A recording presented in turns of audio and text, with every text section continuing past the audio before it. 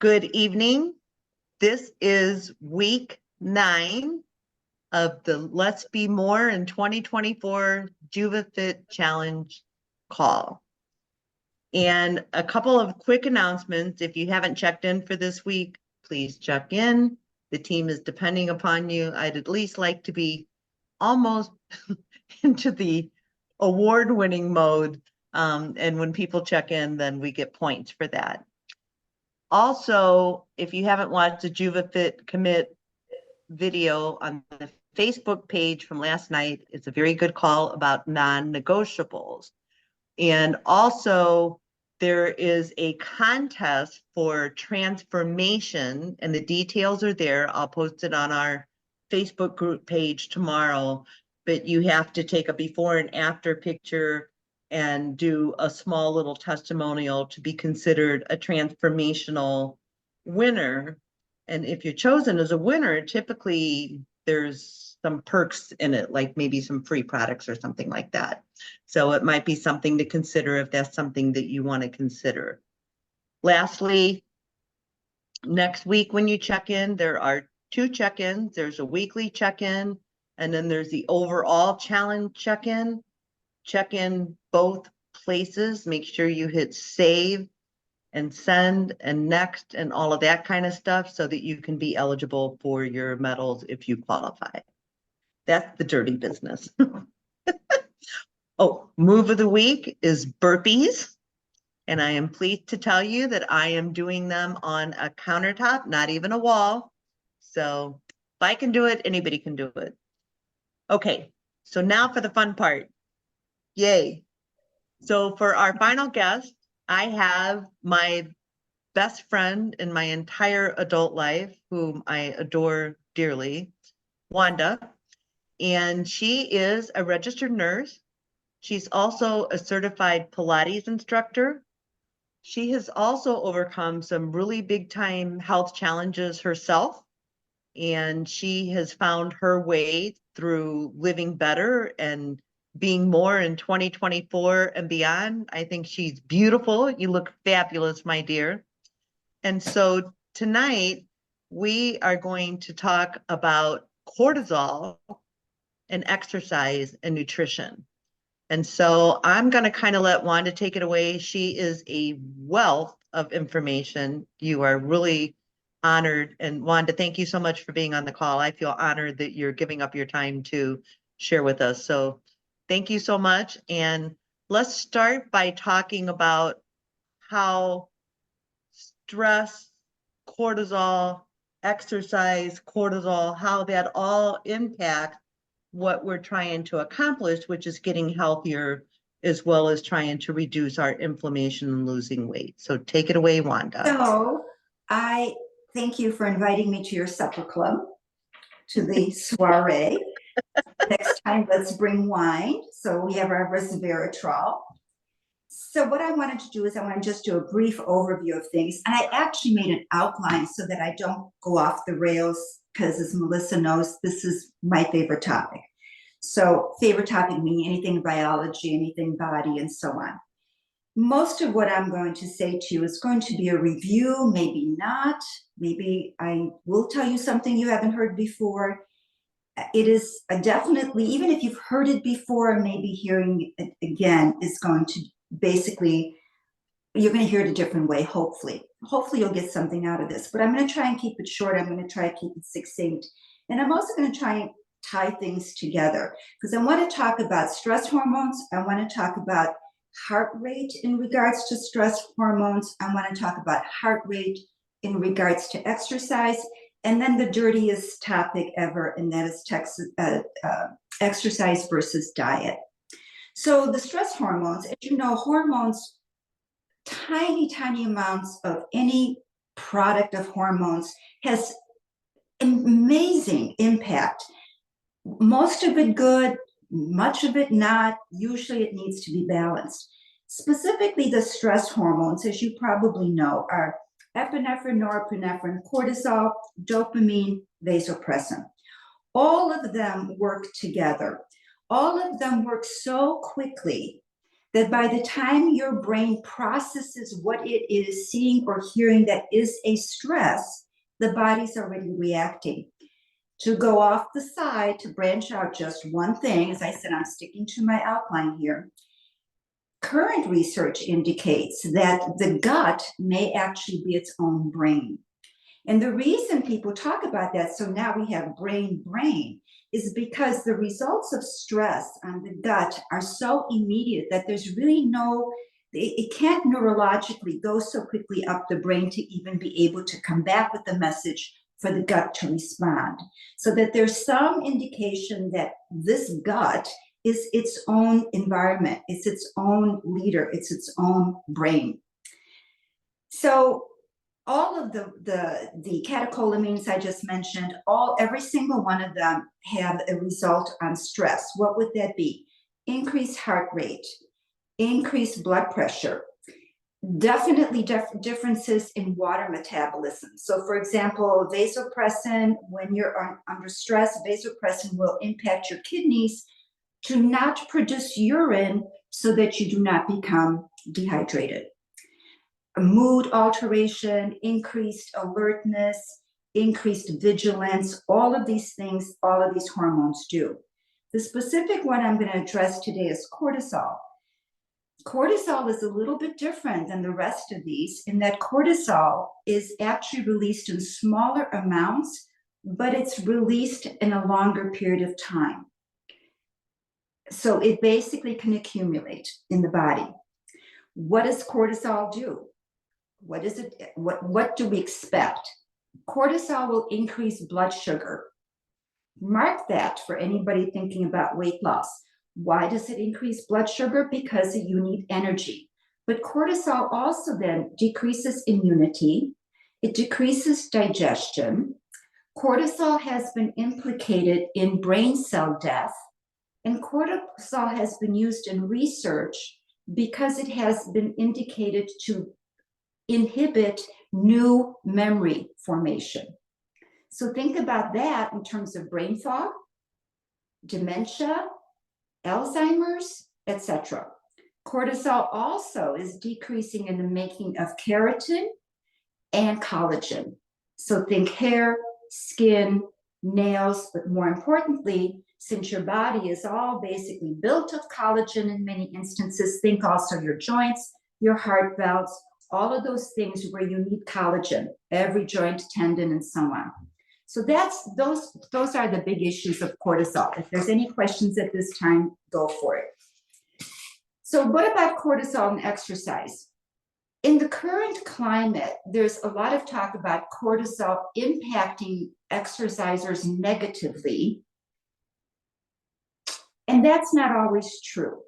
If cortisol is released correctly and it maintains its levels and then it goes away when it's supposed to, it actually increases body adaptability, it increases strength, it increases repair.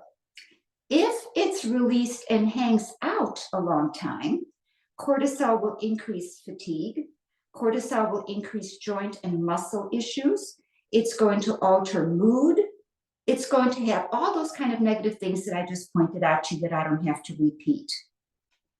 So the 3 levels of cortisol that you basically can in exercise, that you can pretty much define that you will have a cortisol release would be a heart rate of 85 to 90% of your maximum capacity. You would have to be able to impact,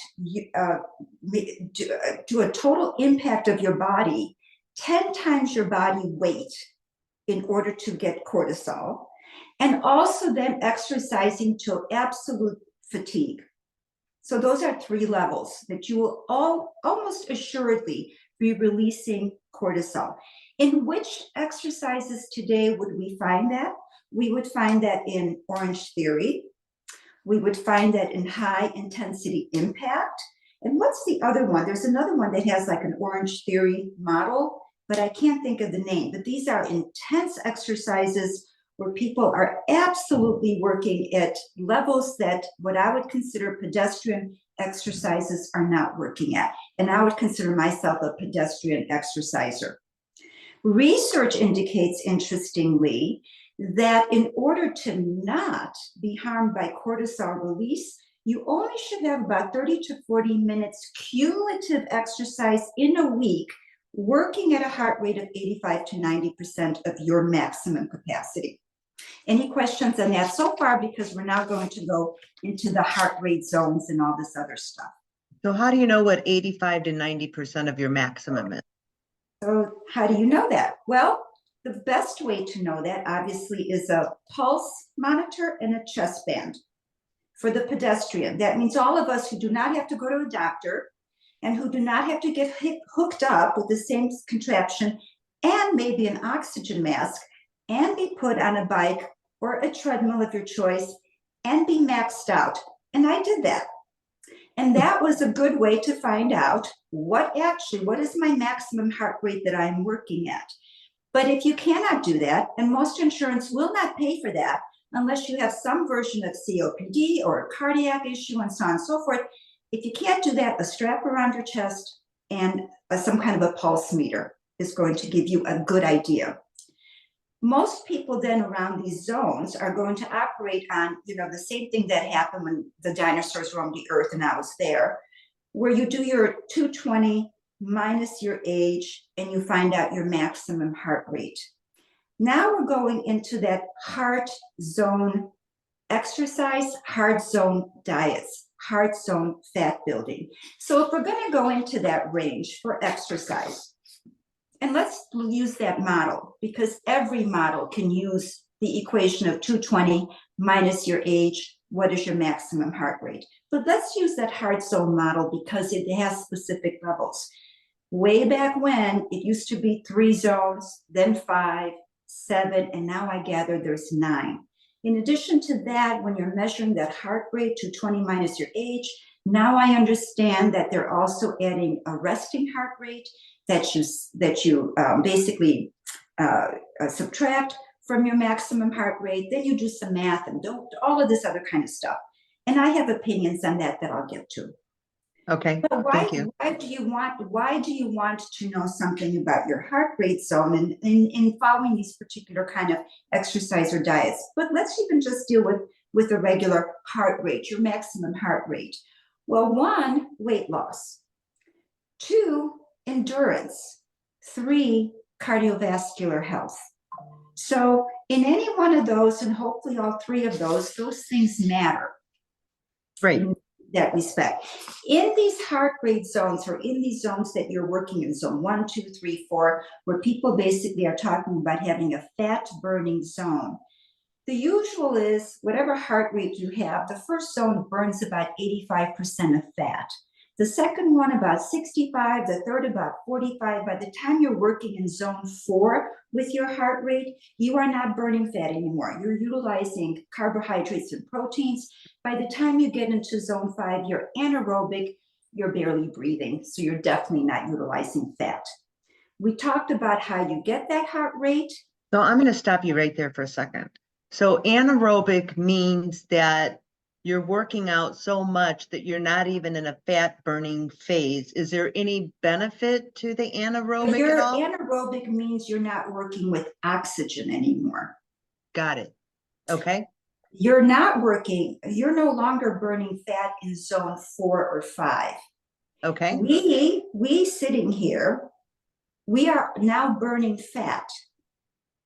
All of us now at this particular stage are burning anywhere between 60 and 130 calories per hour of sitting. Let's round it out to about 100 calories per hour of sitting. The less exercise you do that's active, counterintuitively, the more fat you're burning. Wow. That's amazing. Right? Say that again. I want you to say that again. You don't get excited. There's a downside to this. Don't get excited. Energy, food is energy. Breathing, respiration, sweating, just what we're doing right now is burning energy. It's our activity level that decides what energy we're burning. Fat is a slow process. So whoever's sitting around the table, wherever we're sitting, whatever we're doing, we're actually burning fat. And you're probably burning 90% fat right now, which means in an hour, we'll burn 90 calories. But let's round it out and be generous and say 100. But let's say I get a wild hair up my behind, and I'm going to go out right now, and I am going to run around the block. And you know, Melissa, I do that fairly well. Yes. And I'm going to be burning 2,500 calories during that time. In that 2,500 calories, only 10% will be fat. Think about that. However, here's the downside. My 10% of 25 calories is still 250 calories of fat that I burned, right? 10% of the rest is all carbs because I need energy, I need sugar. So this is what the body needs. The brain, the muscles need sugar, it needs fat, it needs fast metabolism. So, but in my 2,500 calories that I just burned, and my 10% of fat that I burned, it's 250 calories. Your 10%, your 90% of fat that you burn sitting is 90 calories. There's a theme here. Do you get it? Yes. Let's move on. Let's move on. So let me finish the heart rate business, because this is important. Heart rate is a really primitive way of measuring things. Part of it is because there are so many variables that impact the heart rate, not the least of which is genetics. That model of at this rate you're burning 75, 85, whatever, that particular model applies to only about 60% of the population. And even then, it applies very crudely. 20% of the population will always work at a heart rate that's high or way high. 20% of the population will work at a heart rate that's low or way low. It's like body types, meso, endo, ectomorphs. You're not going to take a big, long muscle and you're not going to contract it to be a bulk, and you're not going to take a compact muscle and stretch it because that's the way you like it. It's your anatomy, it's your physiology. Heart rate's the same. The other variable of heart rate is age. As you age, your heart rate goes down. So my 20-year-old who's beating at 130 beats per minute and my 80-year-old who's beating at 130 beats per minute, who will be working harder despite the fact that their heart rate is at the same level? The 80-year-old. Absolutely, all the time. Heat impacts heart rate to the extent of possibly 10 beats per minute extra, which is a big deal. Right. Stimulants. You have coffee, or if you guys like protein drinks and people put stuff into protein drinks, tea, Coke, whatever it is, whatever stimulant you have, that's going to be impacting your heart rate. Your fitness level. So we can all start out, we can go out for a big walk, and you guys might be dying at 130, and I'm like, when are we moving? What's going to happen here? Or the reverse. Or the reverse. And there's such a thing also called cardiac drift. And what that means is that depending on where you're at, where your body's at, sometimes it takes a long time for our heart rate, not a long time, but more than we would think, to start up and sustain itself at a high level. So you can start out, do a real warm up, you think you're working really hard, and then you find out it's 120 beats per minute, which is not that hard. And you have to wait until it establishes itself. My level of fitness, for example, the more fit you are, the higher your heart rate can be and sustained over time, which means that at 140, 150 beats per minute, I can do that much more work for a longer period of time. And we'll tie it all together at the end when I read you some statistics. So the heart rate model, I don't buy into that a lot. Across the board, when I work with clients, and I think most people would do that, I think you do that in your work too, you have to always look at the person in front of you. And you have to decide what they're going to do and what their goals are, what they're capable of, and so on and so forth. So it's not that these models are bad. It's just you cannot rely on them to be absolutely something that could be your guiding light. Right. No. And there's and for heart rate, as I just pointed out to you, there's so many variables that I would never trust this kind of model to begin with. So that's So what would your so recommendation? let me go summarize cortisol. Okay. So from what everything I told you right now, in order for us, for any person to, all things being equal, because let's not forget there's always the canary in the gold mine. There's always an exception to the rule. But for all of us sitting at this table, and probably anybody else that you can bring in, we are not working at cortisol levels. There is not you, not I, we are not working at a heart rate of 85 to 90% maximum capacity, and we shouldn't. There's no reason for us to be doing that. We're not at an age that I would say we're not elite athletes, which is where I would expect that kind of thing to happen. If I had a client that essentially I would think that there's some kind of issue going on, I would first, aside from sending them to the doc, I would first look at more of the basic hormones. What's happening with your thyroid? What's happening with your estrogen, with your progesterone, with your testosterone? What is happening with your diet? Do you have a cortisol problem that has nothing to do with exercise? So I'm cautioning people to sit there and say, it's not that cortisol does not impact you. It most certainly does. But from the things I told you, most of the time to reach that kind of a heart rate, you'd have to be a really, really very, very athletic person. You would probably be doing HIIT. You would probably be doing Orange Theory or cross training. Isn't that another one? Something or other. Cross training. That's the kind of stuff that you would be doing. The clients that I had that came from Orange Theory and so on came with their own sets of problems because of injuries and so on and so forth. Why? Because we're not elite athletes, and we're not equipped to do this. So for the business of weight loss and exercise, the way I see it, it would be more a question of always working your way up beyond where you're at right now and making sure that you maintain that as far as developing endurance. Because now the last portion of this that I want to address is diet versus exercise. This is the part that it gets ugly. I'm going to read this because these are quotations. Because I wasn't really up on this, so I decided I was going to dig a little bit. So I looked at some stuff, and here's what the literature says. Read it and weep. Weight loss. Across the board, I'll give you some. 75% diet, 25% exercise. Another paper, 80% diet, 20% exercise, 70-30, and the max was 90% diet, 10% exercise.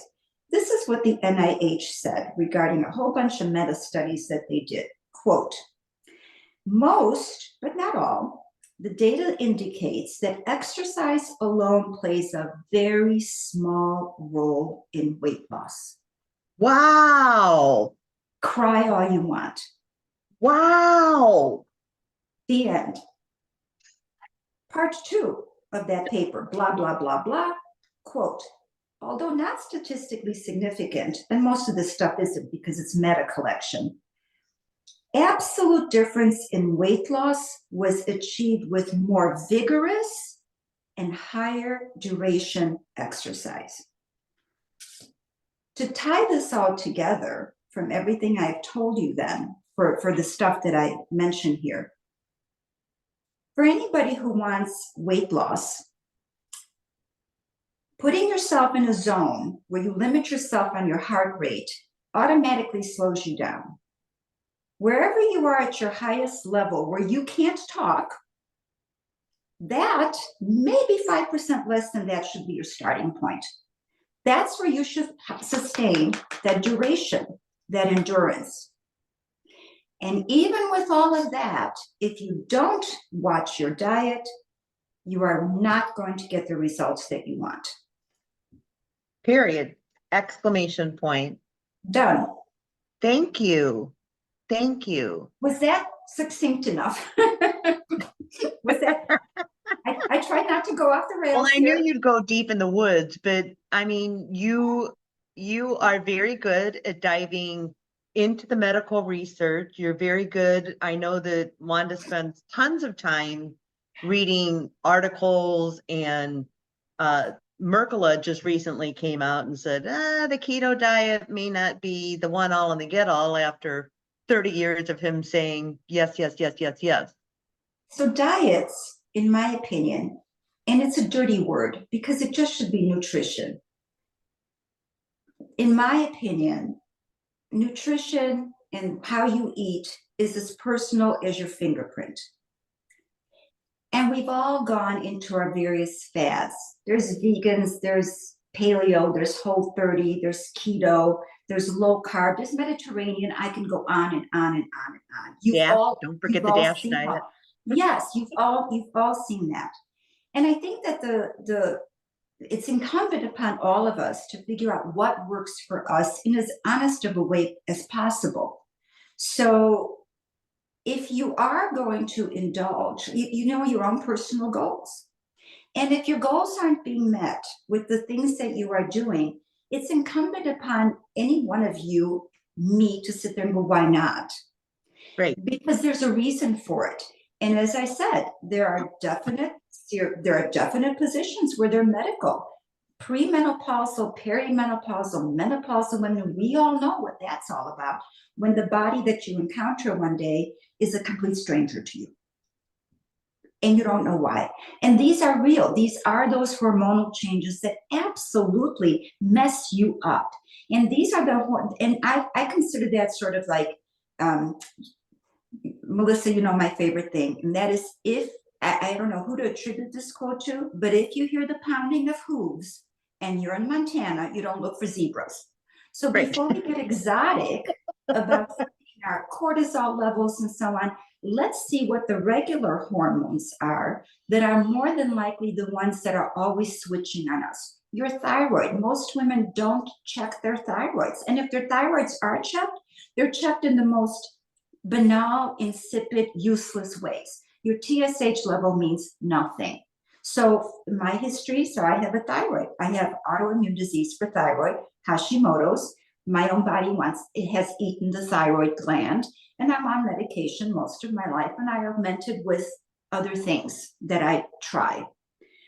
So that's the same thing. So look for those obvious things first, for hormone replacement and so on. Again, if I put a person on a machine or was exercising with them and they were falling apart on me, and I ruled out dehydration, I ruled out eating before exercise, because I think most of us have had the experience of going to a class and wanting to hurl throughout the whole thing. Right. But that's not due to cortisol. There may be that one person for which it is, but more than likely, most of it would be the fact that we're basically not equipped for the class. I did one of those hot yoga classes, thought I was going to die just because of the heat. Right. It impacted everything. People exercising, when you exercise a time of day. I could work 10 times as hard in the morning and not get the effect that I get going in like in the afternoon after 1 o'clock. Because my body, that's not my rhythm. Right. So I try not to work out really hard in the morning because I'm prone to injury. Right, right. Can you talk a little bit about strength training and the benefits of that? How often, how much? So for me, when you're young, you should do anything you want. And that doesn't mean that when you're older, you can't, but the focus is very different. So for me, the focus for anybody 50 and over for sure would be cardiovascular, because again, it's part of the literature, not a big debate. Longevity is cardiovascular health. Cardiovascular health equals mitochondrial health. All of that, though, is less to do with how much running you do and whatever. The bigger issue with that is inflammation. Yeah. So, and now, again, so now we're talking cortisol and so on, but maybe the things that are stopping you or holding you back more simple concept than trying to manage hormones, because managing hormones is truly just trying to punch in a plastic bag. There's not one hormone that doesn't impact so many other hormones, so many other body things, that when you get into things like Graves' disease or Cushing's disease and so on, many times endocrinologists don't know where to go with this. So keep it more simple. And so cardiovascular health, always muscular health. And that's why you want to work out cardiovascular, because that's your longevity. Muscle workout is bone support. So muscle workout and flexibility and balance is where I focus. Those are the three things I would focus on in anybody working out right now: cardiovascular, muscle, and balance.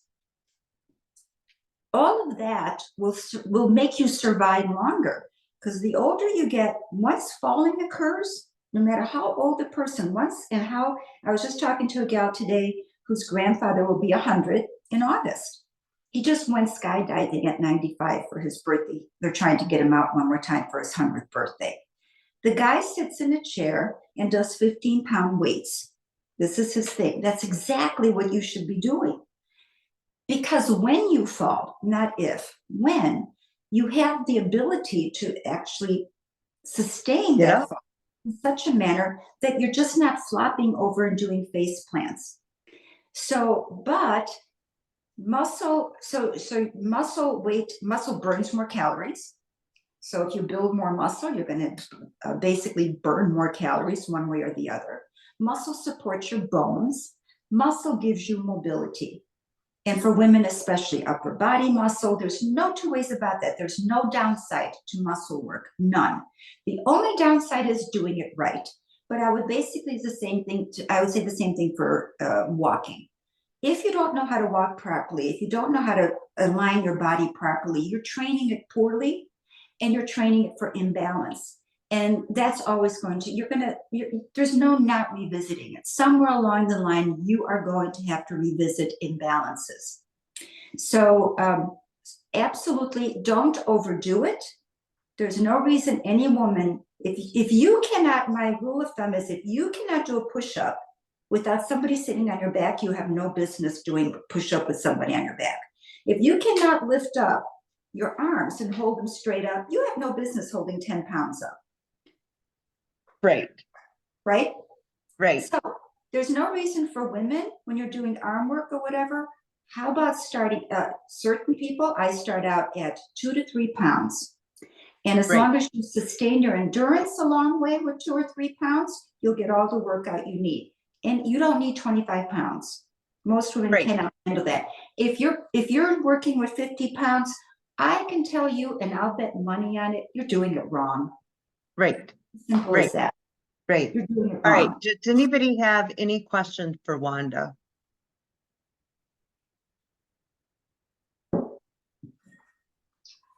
No questions? It was a perfect presentation. I have one question. When you talked about being 30 to 40 minutes at the 85% of our heart rate, can that be done in spurts, or does it have to be a continuous 30 to 40? No, it can actually be done in spurts. So you can do 15 minutes throughout, 15 minutes times 2 throughout a week. But don't forget, that's 85 to 90% of your maximum capacity. And that at this point, I don't know why any of us would want to do that. That is a tough. Now, if this is your goal, fantastic. But that's something you're going to have to train for. Because are you in the zone thing? Are you using your heart rate, or how do you decide what you want to do? Well, I mean, I used to do that, right? When I ran and when I did all the things, but now I've just been doing some reading on women in menopause, and like Dr. Marie Claire, I think it's Claire, with the Galveston diet, she recommends, maybe you're walking at an incline, and then maybe you do 2 to 3 minutes at your 85% and then come back down, so that you're not just exercising so hard for 3 hours a week, right? It doesn't make sense for women our age. Like you're saying, we're not elite athletes. I'm not training for Right. marathons anymore, I'm not training for any purpose anymore, although I enjoy a good workout, right? Like I enjoy a good sprint for 5 minutes on the treadmill. And I now that I I feel think that, strong and capable and would love to still be running, but my joints and body can't do it. So when I do that for a few minutes, I feel strong, but then I have to stop because I don't want to injure myself, right? so the issue with sprinting, the whole high intensity interval training, I'm not against that at all. But let's bring it down to elite, middle, and maybe the rest of us.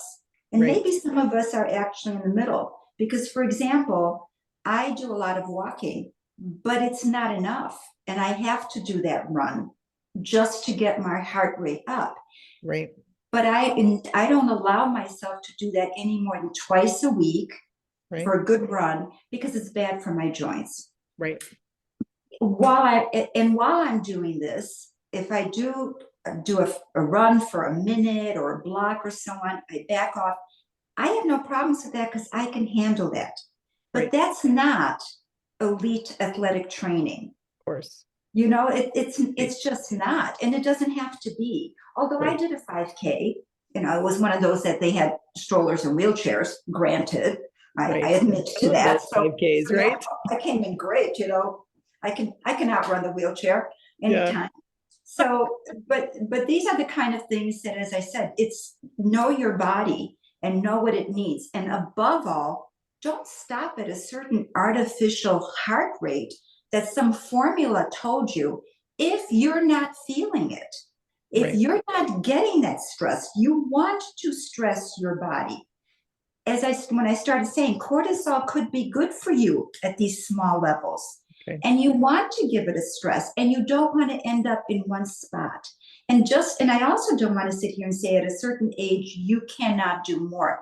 You can always do more, but only you know how much that is. So I can tell you, when I did that whole treadmill thing with, my how much oxygen I'm moving. So I had a mask on, I had all of this stuff on me and so on.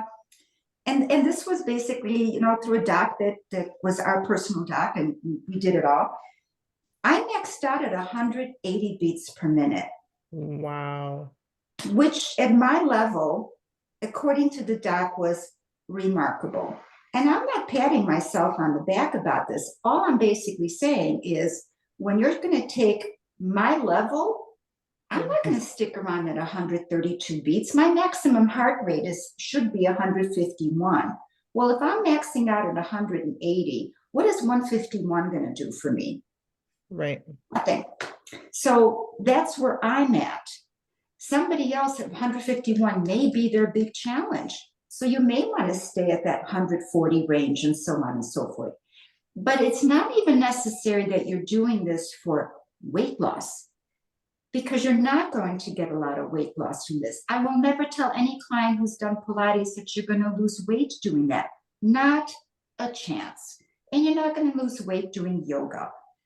Totally two different things that you're going to try and bring together based on melding a good formula for yourself. Right. But once let's say you're working at 140 beats, you're really challenged. Your next step is your maximum heart rate of 151. Well, if you got there, why can't you go to 165? Obviously, you're handling 151. So it's endurance training. That's what you're doing for your heart. And it's not just the pretty part. Your pants will fit better. You're gonna be able to go on a hike and not die. It's not just that. It is longevity. It is your heart. It is your blood pressure. It is all the things that happen hormonally to elevate your mood, to calm you down, to be in nature, and all those things, as you guys all know, really help us all. Yes. Great. Perfect. Thank you. Thank you. Lori, did you have any questions for Wanda?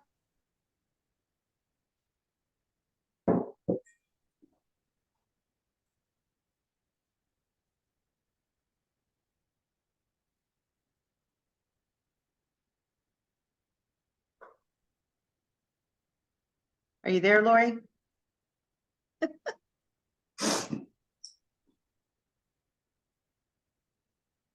She might have stepped away. Hmm. Thank you. Thank you. Hmm. Thank you 1,000 times. Thank you. I really appreciate your knowledge, your friendship, your wisdom.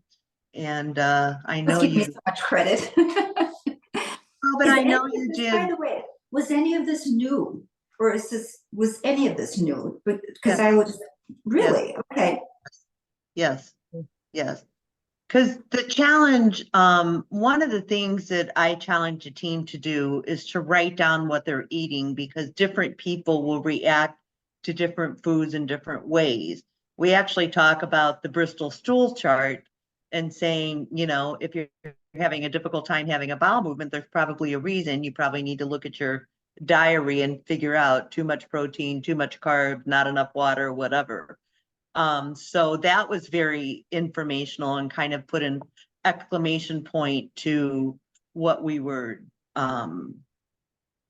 what we've been teaching, I guess, is a proper way. But I like the fact that you said nutrition is really a bigger part of it, because if you're tracking your nutrition and you're not getting the results, then probably you need to do something differently. So I like Well, that. and a lot of that also is, and I didn't say it, maybe that's why I wanted to quote those things, because that's just what the literature is. And if you go into like soul cycle classes, you have these women, people, men and women, who are sitting in pools of sweat, and yet they're pudgy. Right, Why? right, And I don't think that they're burning enough cortisol. I think it's a whole different process of what's going on here. And most of them feel that they need to reward themselves too, right, after back with their milkshakes or whatever.